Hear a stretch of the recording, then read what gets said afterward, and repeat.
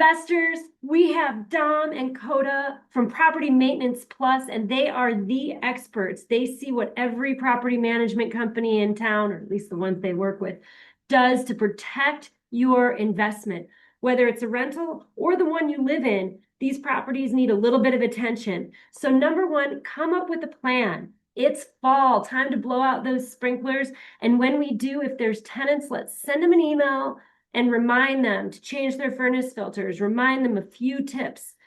And on that plan, let's get a little checklist together. I've had one, you've had one, and it's dusty and lost. But winter is the season for preventative maintenance. Everyone's a little bit less busy and hectic, and it's better than doing it while you have the time ticking away at your vacancy.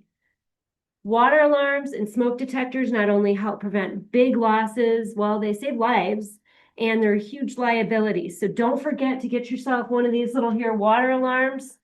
This is what it looks like.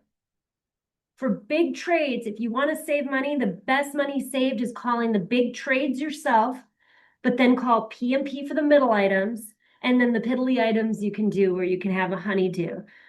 But when you're planning, your best money spent is on your kitchens, your bathrooms, and your updates.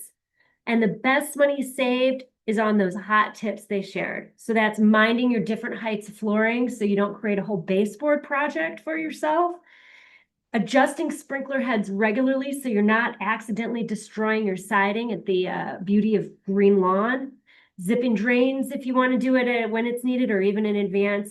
And most importantly, monitoring moisture. And that includes diverting water away from your home. With a little attention like that, you can save thousands on your maintenance expenses and boost your ROI on your rentals. Thank you, Dom. Thank you, Kota. Thank you. Good job. Thank you.